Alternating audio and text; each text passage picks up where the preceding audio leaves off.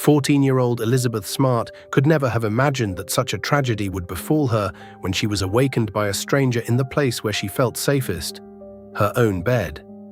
Let's take a look together at Elizabeth's abduction and the incredible strength that held her life together.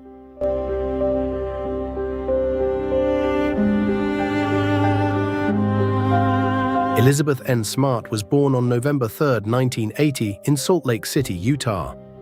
The home where she was born was quite affluent and deeply religious.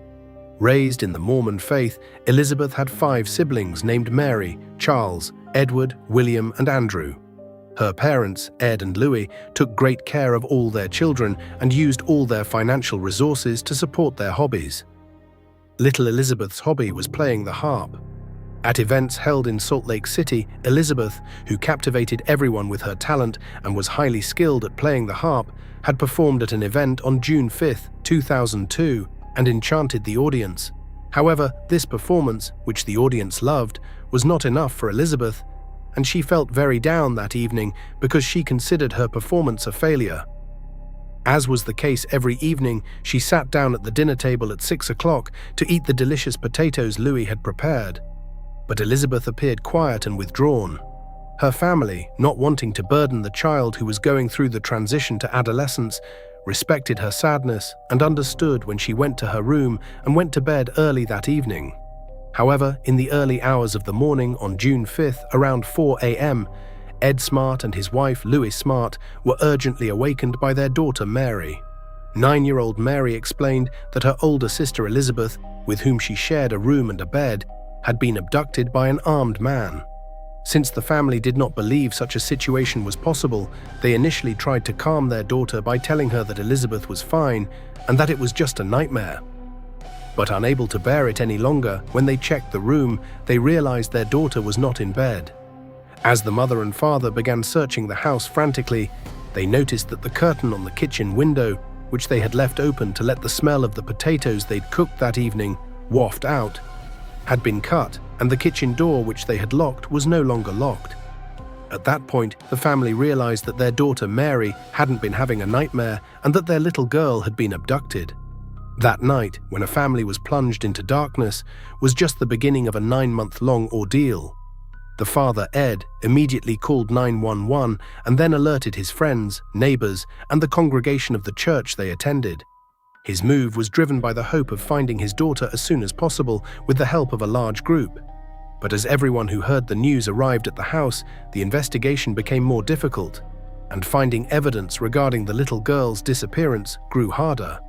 When the police examined the scene, they determined that the man who had abducted Elizabeth had entered the house by cutting the curtain of the open kitchen window, bypassed the home's alarm system, went directly into Elizabeth and Mary's room to abduct the little girl, and then unlocked the kitchen door, which the parents had locked before going to bed, and fled with Elizabeth. When speaking with 9-year-old Mary, it became clear that the young child had witnessed her sister's abduction. According to Mary, the abductor was a white man, wearing dark-colored clothing and an odd-looking hat.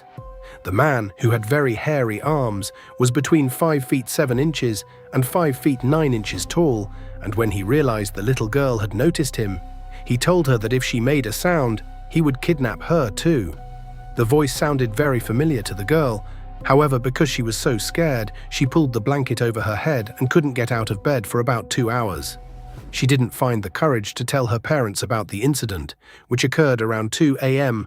until 4 a.m. The police suspected that the assailant, who had a voice the little girl recognized, was presumed to know the children's room and had managed to bypass the home's alarm, was someone familiar with the house, so they initially focused on the inner circle, the family and relatives.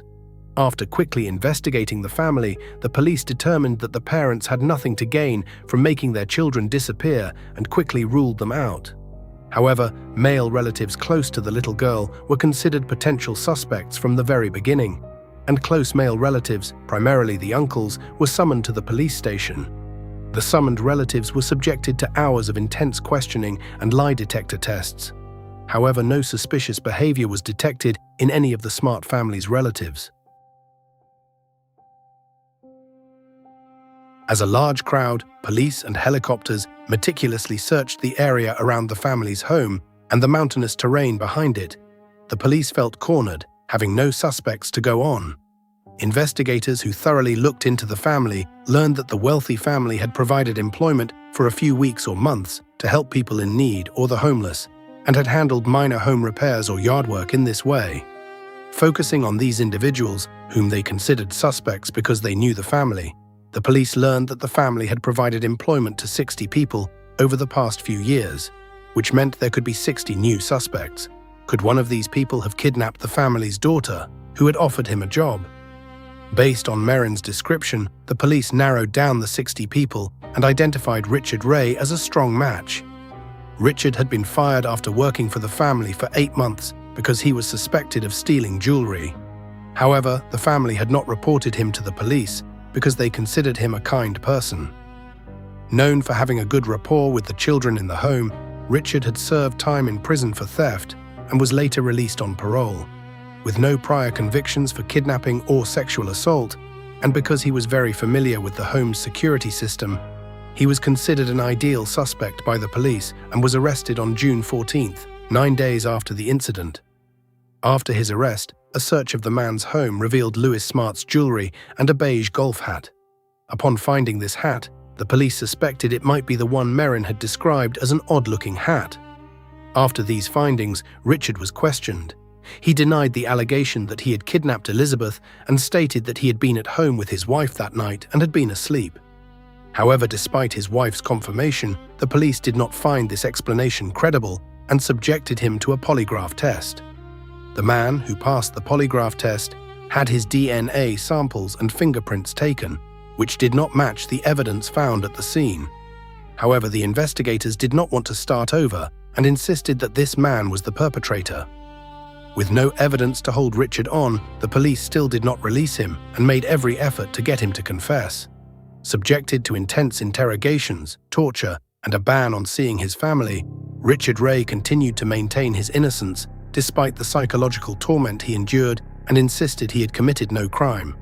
During this period, when Richard was being interrogated repeatedly by the police, his photo had been published in a news report detailing Elizabeth's disappearance, and as a result, 9-year-old Mary had seen Richard and asked her father, "Dad, why is Richard on TV?" According to Mary, the person who had abducted her sister that day was not Richard.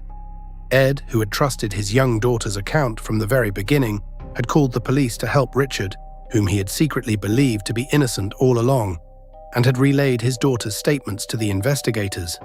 However, the police, who had been questioning suspects based on Mary's account from the very start of the investigation, this time claimed that Mary had misremembered and refused to release Richard. About a month and a half after Elizabeth Smart's disappearance, the police received a report of a burglary. According to the report, a man had entered the house where Elizabeth's cousin, 19-year-old Jessica, also lived by cutting through the screen on the window. However, he fled as soon as the family woke up due to the noise he made upon entering.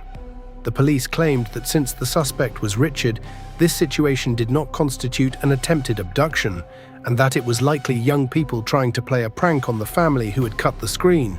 However, the family believed the similarity was too chilling to be a coincidence, and since they were convinced Richard hadn't kidnapped their daughter, they suspected the same assailant had carried out this act. Following police pressure, Richard Ray died of a brain hemorrhage in his cell on August 27th, 3 months after the kidnapping. Faced with the reality that the suspects could no longer provide information after his death while in police custody, the investigators were at a loss as to what to do. Just as the investigation had reached a major impasse and the family was ready to mobilize all their resources to find their little girl alive or dead, a new suspect had emerged based on a crucial piece of information Mary had recalled. But at that point, a major question loomed. Could the families trust the information provided by the 9-year-old girl? On October 12, 2002, little Mary went to her father and said she had finally remembered whose voice it was, claiming that Emmanuel had killed Elizabeth. The name was familiar to the family, but the parents had to put their heads together to recall who he was. Emmanuel was a homeless man who had come to Louis asking for work. When he asked for work, Louis's mother gave the man her husband's number, and Emmanuel was hired to repair the roof. The family couldn't recall this man immediately, because he hadn't come to the house the next day and had only worked for 1 day. Precisely for this reason, the police didn't find it credible that Mary would remember this man's voice months later and didn't release the composite sketch drawn of him. Having given up hope that the police would find their daughters and hoping to obtain information through their own efforts, the family shared the composite sketch with the media, unwittingly providing the greatest help for their daughter's survival. Following the publication of this photo on the program America's Most Wanted, calls began pouring into the Salt Lake City Police Department. The first significant call came from a woman named Lisa, who claimed she was the sister of the man in the photo and that his name was Brian Mitchell. After comparing the photo provided by the woman with the composite sketch they had initially chosen not to share, the police were certain the man in the sketch and the photo were the same person and decided to investigate further leads. This man, who had very long hair and a beard, was said to be begging while wearing a light-colored robe and giving religious sermons to those who gave him money. After Elizabeth was abducted, he had been arrested twice on charges of theft and breaking into a church.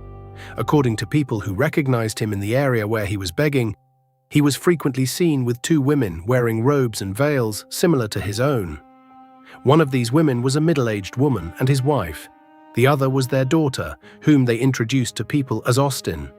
The women never removed the veils from their faces and did not speak a single word to anyone. However, Brian, known as Emanel, was the opposite. He never stopped talking. He told people he was God's messenger, that is, a prophet, and gave sermons. However, according to people who encountered him, the girl they introduced as Austin had suddenly appeared, and this girl could have been Elizabeth. If so, it meant the little girl had been alive for months on the other side of the mountain behind their house. One such report had been made by a library employee in the area where the man was begging, and detectives had been dispatched to quickly investigate the situation. However, Emanel had told the men that revealing her daughter's identity violated her privacy and that, according to religious custom, removing the veil was inappropriate, and the police had respected this. Since the veil remained on and the girl named Austin didn't say a word, the detectives had to leave without being able to confirm that she was Elizabeth. While we may understand the need to respect religious requests, it is difficult to comprehend why the detectives left without calling in a female detective to clarify the situation.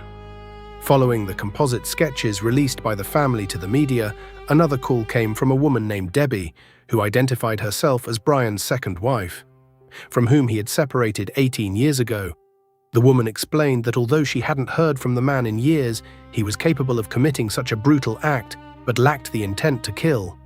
According to her, the man was cruel and might have abducted Elizabeth, but he wouldn't have killed her. Therefore, in her view, if Brian had abducted Elizabeth, the little girl could still be found alive. And finding this young girl alive after 9 months had passed was, in the police's view, a miracle.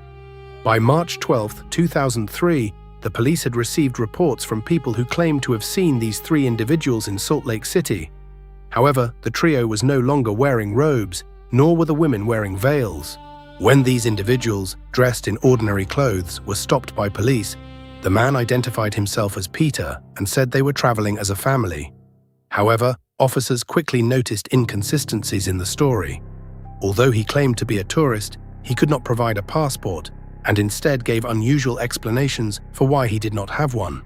The girl with them was wearing a wig and glasses, which also raised concern.